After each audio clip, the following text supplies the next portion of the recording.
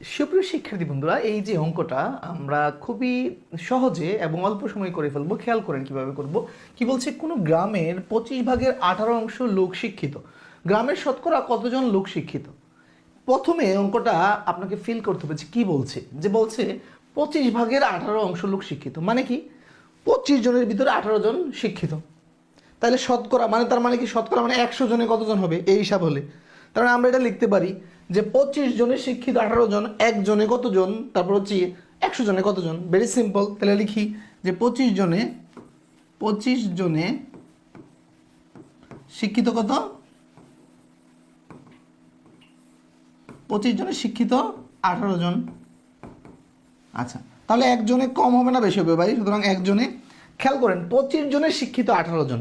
এখন যদি চিন্তা করি যে একজনের শিক্ষিত কতজন, তা কি 18 জনের চেয়ে কম হবে না বেশি হবে? কম হবে। কম হলে কি হয়? কম হলে ভাগ হবে। তার মানে এই যে 25/18 জন।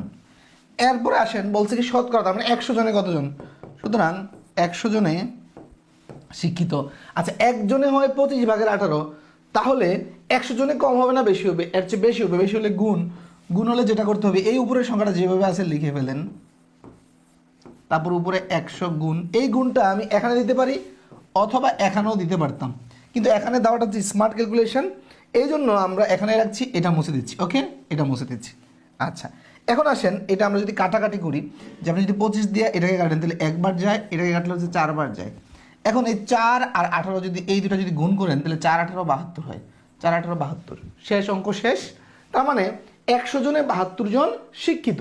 তার মানে 100 জনে যেটা সেটাই পার্সেন্টেজ, তার মানে এটা 72, এটা হচ্ছে 72%।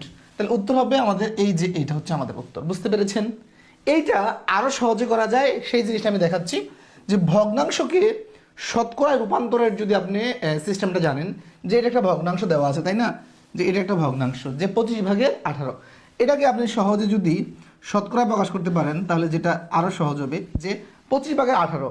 তাহলে ভগ্নাংশকে যদি শতকরা নিতে চান তাহলে নিচে কোনো না কোনোভাবে 100 করতে হবে। আচ্ছা, 25কে কী করলে 100 হয়? 25কে 4 দিয়ে গুণ দিলে 100 হয়।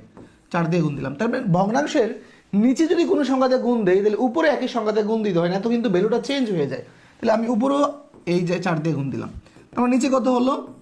4 25 100, উপরে হলো 4 18 72।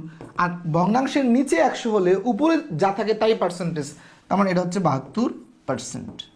বুঝতে পেরেছেন? এটা আরও সহজে চলে আসলো। এটা হচ্ছে আমাদের মানে আরও সহজ একটা পদ্ধতি। এটা হচ্ছে ফিল করার একটা পদ্ধতি।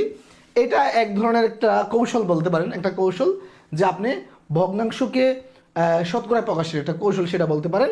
কিন্তু এটা ফিল করার পদ্ধতি, দুইটাই সহজ, দুইটাই আপনি শিখতে পারেন, দুইটাই একটা বেসিক নিয়ম, দুইটাই বেসিক নিয়ম আপনি শিখতে পারেন যেটাই। তো ভালো লাগলে প্রিয় শিক্ষার্থী বন্ধুরা ভিডিওটি শেয়ার করে আপনার টাইমলাইনে রেখে দেন। আপনার চাকরি প্রার্থী বন্ধু বান্ধব প্রিয়জনকে এই ভিডিওতে মেনশন করতে পারেন অথবা ইনবক্সে তাদেরকে শেয়ার করতে পারেন। আর যদি আপনি মনে করেন যে কিছু টাকা খরচ করে রিয়াজ স্যারের একটি কোর্স করে ফেলি, এতে অনেক কিছু শিখতে পারবো, তাহলে ইনবক্স করেন। ইনবক্সে আমাদের কোর্সের বিস্তারিত জেনে এখনই ভর্তি হয়ে যান। তো ভালো থাকবেন, সুস্থ থাকবেন। আল্লাহ হাফিজ।